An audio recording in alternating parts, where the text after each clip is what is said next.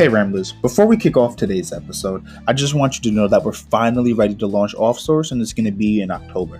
The team is working tirelessly and endlessly to bring you an amazing product and service. So if you know anyone that needs a virtual assistant or just like to make some extra money for our referral program, tell them to head to offsource.tech or text info to 516-408-2427. Make sure you're following us across all social media at OffSourceHQ. Now let's get ready to ramble. And now, a moment from our sponsor. Hey, good morning, podcast. What's going on? I hope you guys are doing wonderful. Welcome to this wonderful Tuesday. So, also, I forgot to say, we don't have Ben today again either. It's early morning, I'm recording, and Ben being in LA is 3 hours behind, so it is extremely way too early for him to be up right now. So, I want you guys to think for a second, because this is going to be a podcast that I would love to hear your thoughts on, because I've been having these thoughts, and I want to think, what do you think you should go to school for? Because I agree that you guys know that I think college is a scam. However, I really would like to know, what do you think college isn't a scam for? Now, obviously, you've heard me say things like being a lawyer or being a doctor, but what other upsides would you consider for college? Because their education is necessary, and college is still a large bar or a metric for a lot of companies. And so in this process, as OffSource begins to do its hiring process, as we begin to go through a growth increase, we're going to need to begin hiring people. And so as we have our hiring process and our qualifications and our requirements and all these other things, something that I've wanted to do is get rid of the stigma of needing a college degree to get up into a job or to move up within that job. However, I do believe that jobs or companies should offer on-the-job training or advancement training. If you want people to continue doing well in your company, I feel like the company should provide for that. I also believe, because I do know where I stand, that it is up to the employee to take that initiative to want to do better, and that it's up to the employer to provide the opportunity for said initiative. So when it comes to the hiring process, something that I've thought about is saying, you know what, I'm not going to require a college degree. I'll require a high school degree, because I feel like high school would be a basic kind of degree requirement, which is pretty okay. But what I really would like to focus on is adaptability, speed of learning, which I think can coexist with adaptability. But what I'm thinking of is, doing a test where, hey, you know what, we're going to actually drop you in the middle of work because you want to do X, Y, and Z, right? So based on your skills, because what skills you have don't change. If you're a social media manager using Hootsuite, or if you use Social Pilot, or how we use Zoho Social, it doesn't matter which particular program or software that you're using. It matters that you know the skill and the technicalities of what must be done. So if I said, hey, we're going to do a marketing campaign, it doesn't matter what program we use to marketing campaign, you have to know how to do a marketing campaign.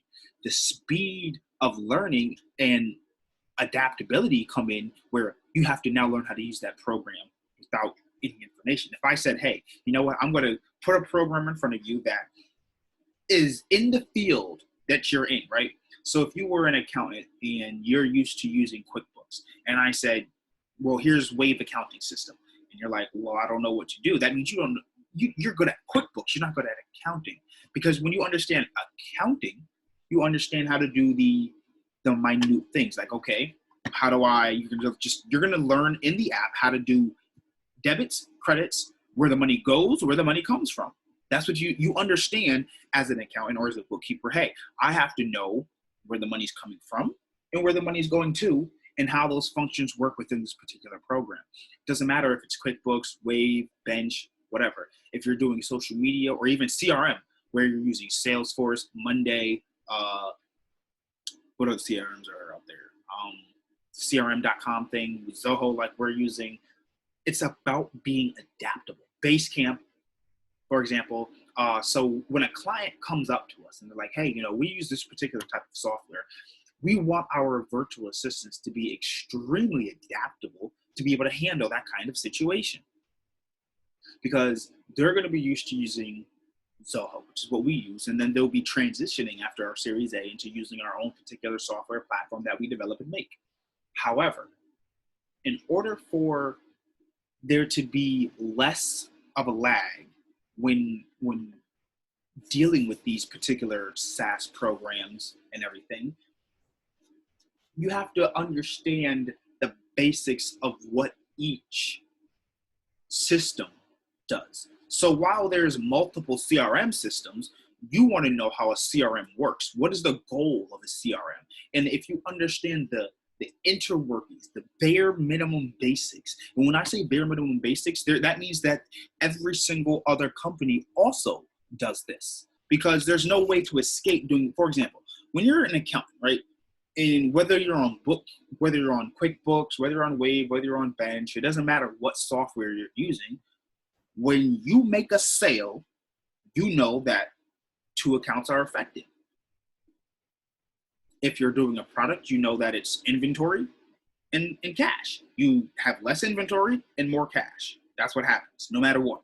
Doesn't matter what software you use. When you make a sale with a product, there's inventory and then there's cash. Those are the two affected. Now, depending on which software you use might depend on how you go about it. So for example, if you use QuickBooks, it might automatically do it based on your e-commerce store. However, if you're doing something more like Wave Accounting, you may have to manually input it, which requires more accounting or bookkeeper knowledge and information. So it's not about the externalities, it's about the core. And so at the core, what I really want to circle back to is, at the core, I want this to be a growth company. I want people to come to the company and be able to grow. Because even if you're in college, one, you can still grow. Even if you have a PhD, you can still grow. We want you to advance in life, because the goal of the company is to create a better micro ecosystem for those that it's able to serve. And so when I say a better micro ecosystem, we are better able to serve employees because we offer great benefits, we offer great pay, we offer competitive advancement, and we have low barrier to entry. I feel like that is something, right? Something that I feel like companies need in order to be a successful company is barriers to entry, low barriers to entry specifically. And the reason that I feel like low barriers to entry are important is because they create free markets. And I feel that if you look at companies that create free markets or encourage free markets, they do the best. And so let's look at some of the top named companies and how they create free markets. So let's start with something that's not a company, the internet. It's not a company. However, it's a device and a tool that is used to create a free market. Think about that. The internet is a source or a resource, something that's used, that people get paid money for, internet companies, that is used for you to serve the internet. And so when you have the internet, it gives you access to free information and free websites or free platforms, which are other companies that allow you to interact and get your word out there. So we're going to start with the biggest one, Facebook. That is the biggest way to get any information out here right now. If you want to get word of anything out, Facebook is the way to go. Now, Facebook is a social media company. They started as a social networking company, and they've now bought Oculus, which is a hardware kind of company. They have an actual product, VR. They bought WhatsApp, which is an instant messaging system, which is still social connecting. And then they bought an Instagram, which is also another social network, however, more focused on visual pictures. So if you look at Facebook's portfolio, they own Oculus, Instagram, WhatsApp, and some others, right? But think about it. Facebook has created a free market of sorts for people. Why? Because you can buy and sell on the market. Facebook has become so popular that this is the Facebook evolution of the free market. It started as, hey, you want to sell something, you put the information on Facebook and let people buy. Then they said, you know what, we can create groups. So what if we create groups specifically for people to buy and sell?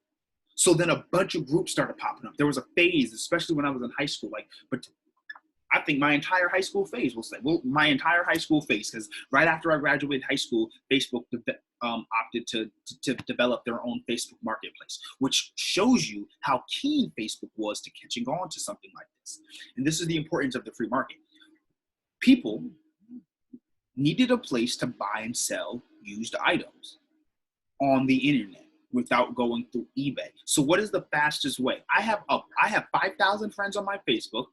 And so, because it's a local market, usually, and it's like, okay, these 5,000 people have some connection to me, even if it's through another person, even if I don't know this person and I've just been following them on social media. I recognize this particular person because they're on my social media. So it would be smarter for me to say, hey guys, I have this particular item for sale. Who wants to buy it?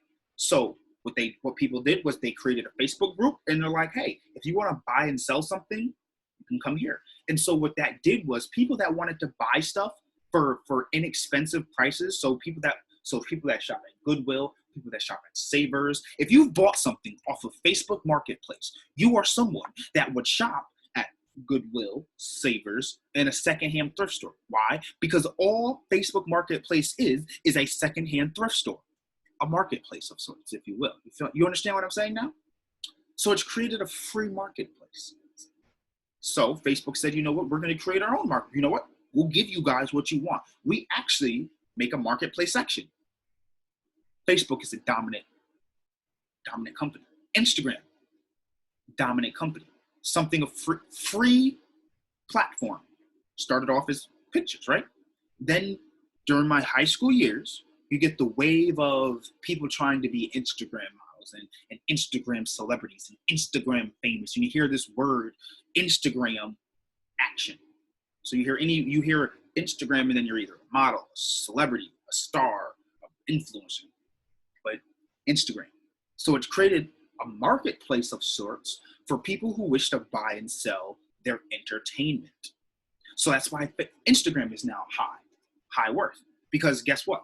If you're an Instagram model now, it actually pays. So when the platform started, it created a free marketplace for people to express their product or service, and for other people to then purchase or view that product or service, or even entertainment.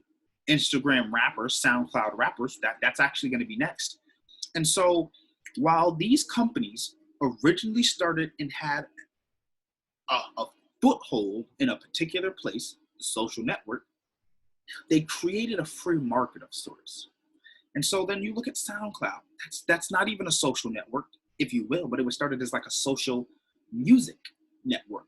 Like, hey, people that share and like to listen to underground music of the same people, we can do that. But it created a platform for people to have a marketplace of what they would like. And this example, especially for big name companies, Amazon started out as a bookstore, and now they're an A to Z store. However, not only are they an A to Z store, but you as a personal person can go onto Amazon and sell your products. And so Amazon, that has all of these millions of visitors per month or even per day, you have access to it.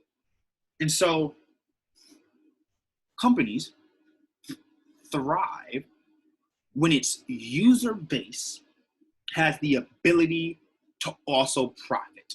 And that's what I mean by a free marketplace of sorts. When your company provides other people for a way to make money, your company does so much better. For example, look at how Cash App blew up. Now, Cash App, I believe, is a PayPal company, but look at the brand of what Cash App is and how fast it blew up. Why? Because $5 referrals. Again, during my high school wave, a lot of these money transfer apps like Venmo, Cash App became extremely popular because they had the ability to instant send money. And if you could get someone else to sign up, you had $5. So if I could make $5 by sending it to 5 people and then delete the app. I don't even have to keep the app, right? But think about that. Think of it like this. We're going to spread the word by people telling other people. So if you refer someone, you get $5 and the other person gets $5. Whoa, that's a win-win. I get $5 and the other person gets $5. However, the only way to actually get that $5 is if someone else signs up. So you're going to go convince a bunch of people to sign up, not realizing that those 5 people, in order to get their $5, have to go get people to sign up. So it's a continuous wave of like, hey, if I can get people to sign up, and I can get my $5, I can make 10, 15, 20 bucks, use it, transfer it to my account, and be out. But it created a way for people to create money, which is why it boomed. And unfortunately, even now, scams. People do these Cash App scams. It's a way for people to make money, which is a reason for people to continue using the app.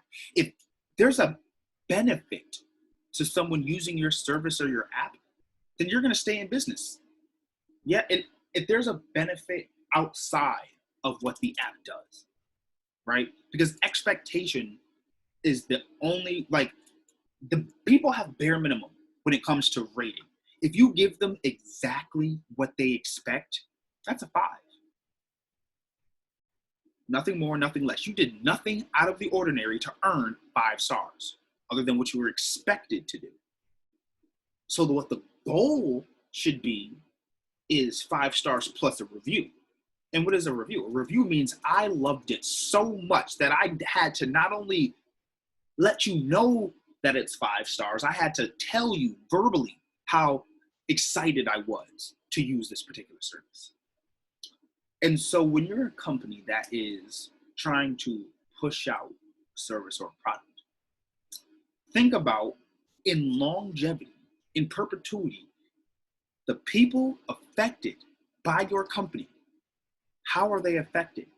What is the course of action that they can take after they are affected? And so what I want OffSource to do and be is a free market of sorts. I want other people to become virtual assistants, because those virtual assistants can then go and help other small businesses. And so the cycle goes. OffSource helps employees. We hire employees, we help them, we train them, we give them benefits, we give them a good quality of living. That's our product. Our product is employees. So we provide a high quality standard of living for our employees. So because we take care of our employees then are going to take care of our customers. And so because our customers are so ecstatic that they're being taken care of at this, they're going to go then tell their other business people. And the employees will go tell other people how good it is for them to work there. And so even if someone else isn't going to work there, they might spread that news to someone else. So it makes the cost of hiring easier and the spread of mouth easier. So the goal should be to bring extra value. And the extra value that is brought is money in other people's pockets. If your company can inadvertently put money in people's pockets, it will go far.